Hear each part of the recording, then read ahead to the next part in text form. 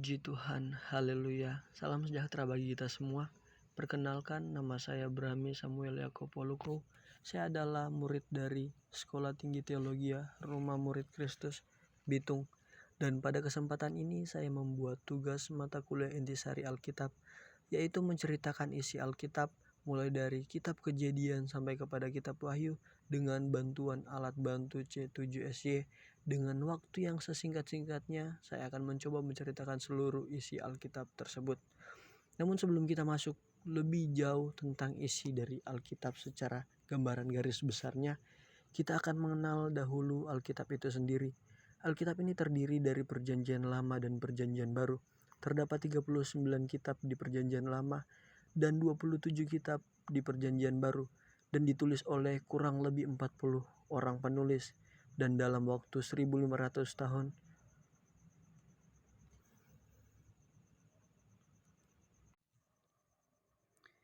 kita akan masuk di bagian pertama, yaitu masa penciptaan yang terdapat di kitab Kejadian. Pada mulanya, itu adalah kata yang mendasari pembahasan ini. Sebab sebelum semuanya ada, Dia, Allah telah ada, dan 6 hari lamanya Allah menciptakan bumi dan segala isinya. Dan pada hari ke-6 inilah Allah menciptakan manusia seturut dan serupa dengan gambarnya. Namun ketika manusia melanggar apa yang menjadi ketetapan Allah bagi mereka, akhirnya manusia ini jatuh ke dalam dosa, dan hal tersebut membuat manusia menyadari akan ketelanjangannya. Manusia ini kemudian bersatu dengan istrinya dan memiliki anak-anak, yaitu Kain dan Habel. Namun mereka mempersembahkan korban kepada Allah, korban Kain tidak diindahkan Allah, sedangkan korban persembahan Habel diindahkan Allah. Dan hal tersebut membuat Kain murka dan membunuh adiknya Habel. Dan Kain harus lari jauh dari hadapan Allah. Setelah itu muncullah orang-orang lain sampai kepada zaman Nuh. Nuh merupakan seorang yang tahu takut akan Allah dan menjauhi segala larangan-larangannya. Maka Allah ketika hendak menghapuskan ciptaannya dengan banjir besar atau air bah, maka Allah memerintahkan Nuh untuk membuat sebuah bahtera di mana Nuh dan keluarganya serta segala hewan akan dipelihara oleh Allah di dalam bahtera tersebut.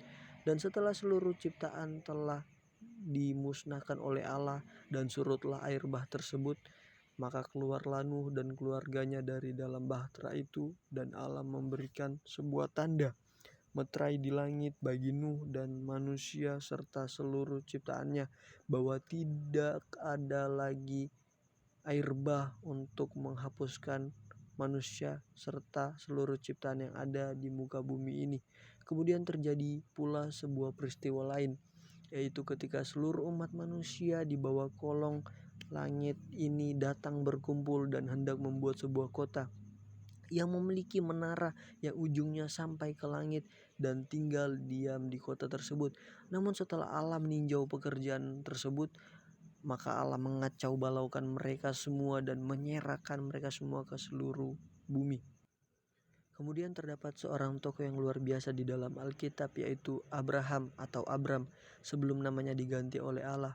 Abraham ini dijanjikan oleh Allah 3 hal, yaitu tanah, benih, berkat, dan disebut juga perjanjian Abraham.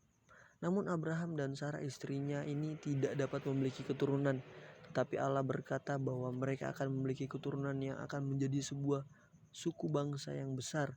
Namun kenyataan yang dihadapi mereka adalah mereka tidak memiliki anak, sampai pada satu masa di mana Sarah memberikan Hagar budaknya untuk menjadi istri bagi Abraham, dan harapan memiliki keturunan daripada Hagar itu sendiri, dan lahirlah Ismail. Namun ternyata Ismail ini bukanlah anak perjanjian itu, melainkan Ishak yang kemudian lahir bagi Abraham dari istrinya Sarah. Dan dari Ishak inilah 2 orang anak diberikan Allah baginya, yaitu Yakub dan Esau. Dan Yakub atau Israel ini memiliki 12 anak laki-laki dan seorang anak perempuan. Dan mereka inilah yang menjadi bapa leluhur dari bangsa Israel itu sendiri. Yusuf merupakan salah seorang dari 12 anak laki-laki dari Yakub atau Israel yang mengalami tekanan, yang mengalami hal-hal berat dari pihak kakak-kakaknya oleh karena iri hati mereka kepada Yusuf ini. Sampai-sampai Yusuf harus dibuang ke dalam sumur kosong, diangkat dan dijual kepada saudagar-saudagar Midian yang kebetulan melintas, dan dijual oleh saudagar-saudagar Midian ini ke orang Mesir. Yusuf yang menjadi budak di rumah Potifar bekerja dengan sangat baik, namun harus mengalami fitnah dari istri Potifar yang mengakibatkan dirinya harus dimasukkan ke dalam tahanan serta membantu di sana. Dan setelah mengartikan mimpi dari juru minuman dan juru roti raja, Yusuf dilupakan oleh kepala juru minuman raja.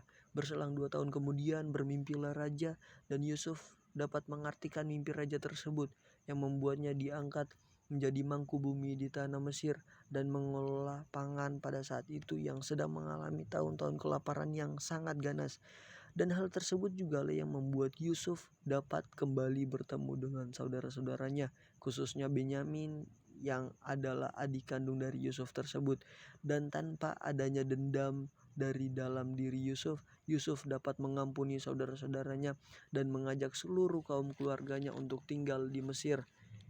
Setelah Yusuf mati, muncullah raja baru, raja yang memerintah tanah Mesir, yang tidak mengenal Yusuf, yang mengakibatkan penindasan dan kerja paksa bagi orang Israel di tanah Mesir tersebut. Maka Tuhan mengutus Musa yang menjadi perantara bagi bangsa Israel dan Allah, dan berbagai macam hal telah dihadapi oleh Musa.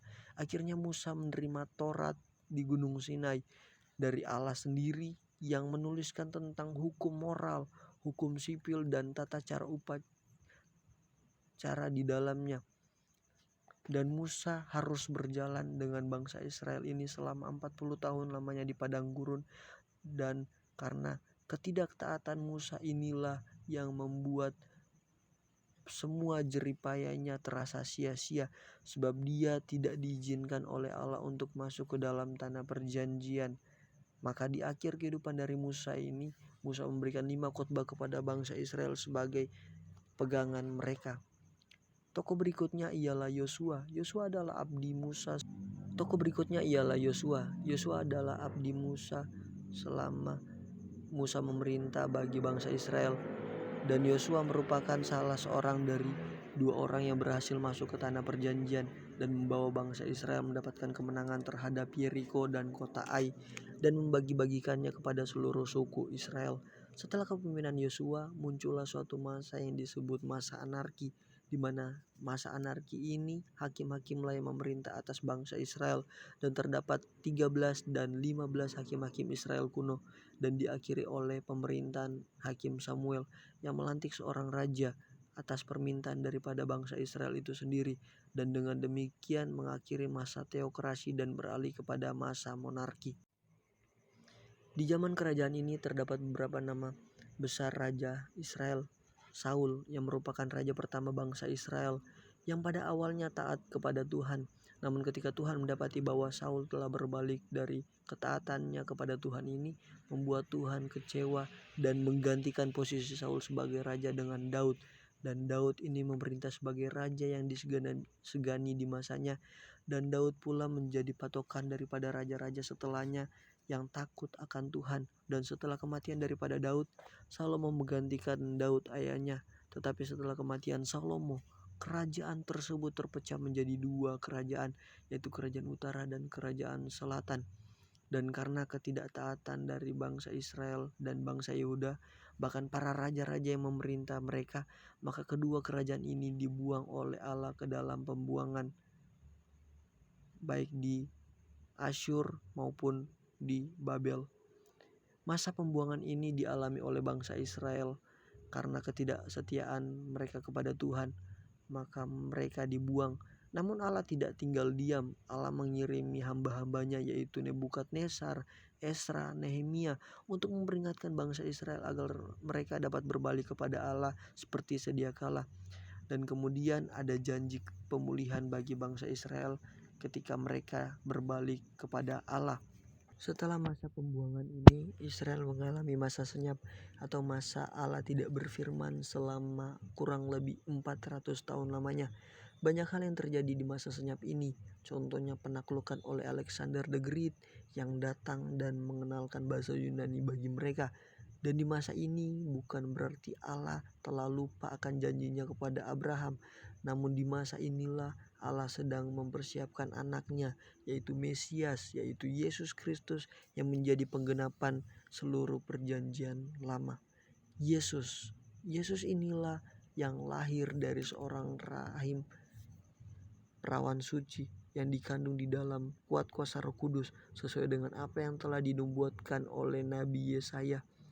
Banyak yang dilakukan oleh Yesus, banyak pekerjaan yang dilakukan olehnya, menyembuhkan orang sakit, mengadakan tanda-tanda dan mujizat, bahkan membangkitkan orang yang telah meninggal pun Yesus lakukan. Namun tidak sampai di situ saja. Yesus menggenapi seluruh karyanya di atas kayu salib dengan mati menanggung seluruh kesalahan, seluruh dosa umat manusia, tetapi tidak dikalahkan oleh kuat kuasa dosa tersebut. Namun bangkit pada hari yang ketiga menjadi yang sulung daripada orang-orang yang dibangkitkan. Dan setelah itu Yesus mengutus murid-muridnya agar memberitakan Injil kepada seluruh umat manusia, sehingga mereka dapat memperoleh keselamatan yang berasal dari Yesus Kristus itu sendiri. Demikianlah rangkaian pembahasan kita mengenai isi Alkitab yang saya telah coba ceritakan secara singkat kepada kita semua. Kiranya kita dapat mengerti bahkan memahami betapa besar kasih setianya bagi setiap kehidupan kita, orang yang percaya kepadanya. Dan Tuhan Yesus memberkati.